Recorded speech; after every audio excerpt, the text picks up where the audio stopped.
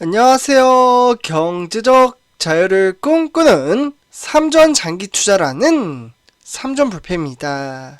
삼전불패 여러분, 오늘은 2012년 11월 25일 바로 금요일 아침 하루가 시작되었습니다. 오늘도 주식 투자로 인해서 행복을 느끼며 미래를 꾸려 나갈 수 있는 그러한 동력의 발판에 따라 정말 한 걸음 한 걸음 전진해 나아가고 있습니다.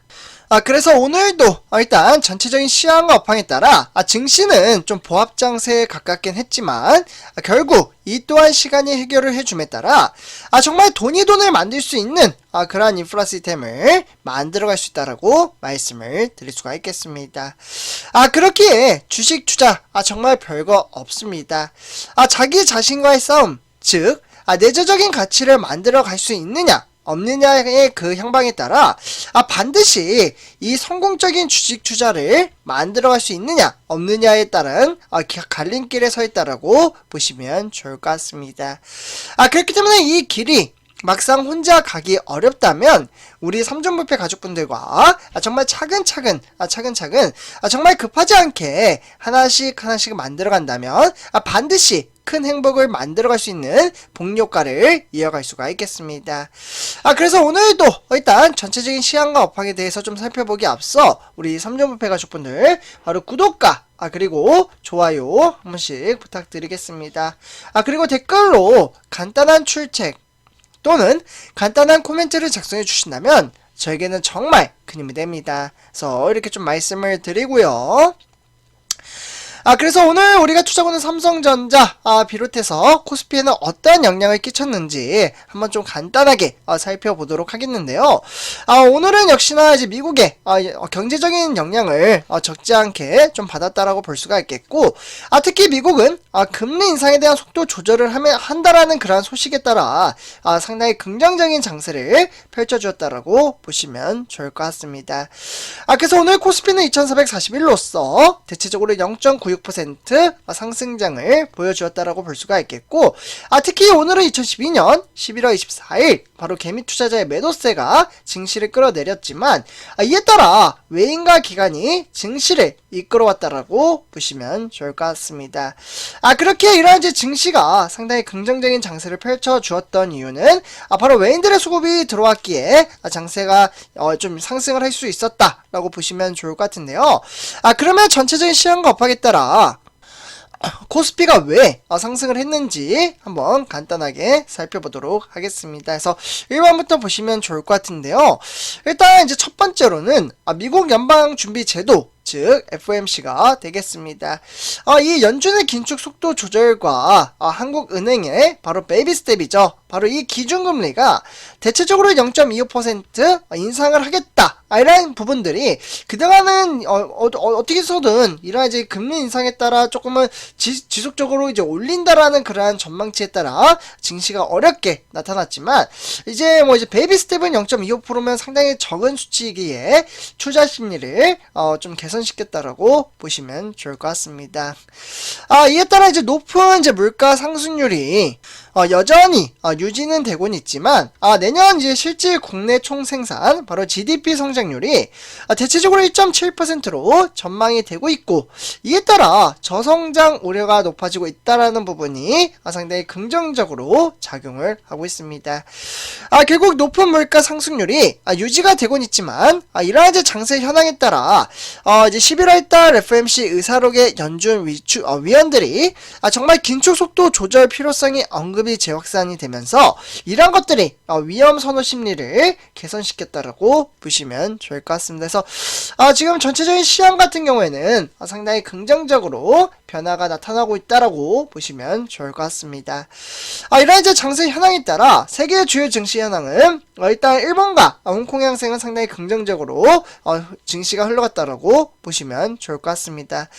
이에 따라 이제 대체적으로 뉴욕 장세 3대 지수로 가죠. 다우 산업 이와 더불어 나스닥 종합 그리고 S&P 500은 상당히 긍정적인 장세를 펼쳐 보였으며 방금 말씀드렸다시피 일본과 홍콩의 항생은 상승장을 보였지만 그 외에 이제 중국 같은 경우에는 0.25% 등하락의 편차에 따라 다시 하락장으로 이어졌다라고 보시면 좋을 것 같습니다. 그리고 현재 진행 중에 있으며 유럽 장세는 영국은 좀 하락장으로 이어지고 있지만 그 외 프랑스와 독일은 상승장으로 흘러가고 있다라고 보시면 좋을 것 같습니다. 이런 증시 현황에 따라 우리나라 주요 증시 현황 시가총액 1위부터 10위를 간단하게 살펴보신다면 대체적으로 이제 상위권 종목들 기아차 빼고는 대체적으로 상승을 했습니다. 일단 이제 뭐 삼성전자, LG에너지솔루션, 그리고 삼성 바이오로직스나 SK하이닉스 대체적으로 뭐 0.5%에서 1, 2% 정도의 등하락의 편차를 나타났다고 볼 수가 있겠고, 이와 더불어 삼성 SDI, 삼성전자, 우선주, 현대차까지 상당히 긍정적인 장세를 펼쳐주었다고 보시면 좋을 것 같습니다. 이러한 이제 증시 현황에 따라 우리가 투자한 삼성전자 증시 현황을 좀 이제 상태로 좀 이제 차트로 보신다면 오늘 이제 400원 상승을 했습니다. 그러나 전체적인 틀로 봤을 때는 여전히 보합 장세로 이어지고 있으며 61,400원에 마감을 지었는데 이러한 이제 긍정적인 장세를 펼쳐 주었었던 이유는 바로 외인들의 수급이 상당히 긍정적으로 작용했다라고 보시면 좋을 것 같습니다. 그러면 삼성전자 바로 투자자별 매매 동향에 따라 증시 현황은 바로 외인과 기관이 이제 수급이 들어옴에 따라 상승장으로 이끌었으며 외인은 무려 57만 3천주를 매수했고요. 이와 더불어 이제 기관 또한 5만 5천주를 추가 매수했다라고 보시면 좋을 것 같습니다. 그 외에 이제 개미 투자자는 55만 9천 146주를 팔아치웠다. 이렇게 보시면 좋을 것 같고요. 특히 기관에서는 증권이나 투신 그리고 종금에서 매수를 했지만 그 외 은행이나 보험, 연기금에서는 매도세가 주가를 끌어내렸다라고 보시면 좋을 것 같습니다. 네, 다음은 삼성전자 우선주입니다. 우선주 같은 경우에는 등하락의 편차에 따라 56,200원 0.54% 상승을 했다라고 볼 수가 있겠고, 이러한 장세의 현황은 바로 이제 외인들의 수급이 어느 정도 좀 줄어들지 않았을까라는 생각이 들기도 하는데요. 실제로 이러한 부분들은 투자자별 매매 동향을 토대로 한번 살펴보도록 하겠습니다. 지금 이제 삼성전자 우선주 한번 살펴보도록 하겠는데요. 우선주는 이제 투자자별 매매 동향에 따라 오히려 외인과 개미 투자자가 매도세를 이어짐에 따라 주가는 좀 하락장으로 이끌었지만 이에 따라 이제 기관들이 무려 49,667주를 추가 매수했다라고 보시면 좋을 것 같습니다. 그래서 기관에서 이제 세부적으로 좀 살펴보시면 증권에서 54,525주를 매수했으며 그 외에 나머지 종목들은 등하락의 편차에 따라 투신, 종금이나 보험에서는 오히려 매도세가 증시를 끌어내렸다라고 보시면 좋을 것 같습니다. 다음은 삼성전자 소식 두 가지 소식을 또 새롭게 준비를 해왔습니다. 오늘은 어떠한 소식이 있었는지 우리 삼종부패 가족분들과 하나씩 좀 살펴보도록 하겠는데요. 일단 이제 반도체 불황에 따라 삼성전자에게는 정말 좋은 기회가 찾아왔습니다. 일단 2023년 연간 전망으로 봤을 때 일단 이제 뭐 기업들에게는 기회가 찾아왔다라는 이야기가 있을 정도로 실제로 이제 외신들의 보고서가 쏟아져 나오고 있는데요. 주가는 답답한데 도대체 무슨 기회가 찾아왔느냐 이렇게 이야기를 하시는 분들도 계실 거라고 생각이 듭니다. 일단 이제 반도체 산업에 대한 불황은 2위권 이하의 업체들의 어려움을 가중시키면서 일단 기업들의 지배력 상승에 상당히 긍정적으로 작용을 했습니다. 그렇기 때문에 이 불황으로 2위권 이하의 업체 등 이제 경쟁사들이 감선에 나서면서 점유율이 늘어났다라고 보시면 좋을 것 같습니다. 그렇기 때문에 인위적인 감산 계획이 없는 삼성전자의 바로 D램과 그리고 추가적으로 낸드죠. 요 낸드 같은 경우에는 이제 시장 점유율은 2024년 각각 대략적으로 45.7%, 이에 따라 35.7%를 회복했으며 그렇기 때문에 TSMC의 선단 공정을 중심으로 한 초과의 성장세가 이어질 것으로 보여지고 있습니다. 그래서 이러한 기회를 잘 살려나간다면 우리가 투자하는 삼성전자는 다시금 날개를 달고 하늘을 날 수 있는 그러한 동력의 발판을 만들어갈 수 있지 않을까라는 생각이 들기도 합니다. 그래서 이렇게 첫 번째 소식 전해드리고요. 다음은 이제 두 번째 소식입니다. 3나노는 다르다. 이에 따라 삼성 파운드리는 고객사 5배를 늘리는 그런 자신감을 보여주었다라고 볼 수가 있겠는데요. 실제로 삼성이 이제 4에서 5나노미터죠.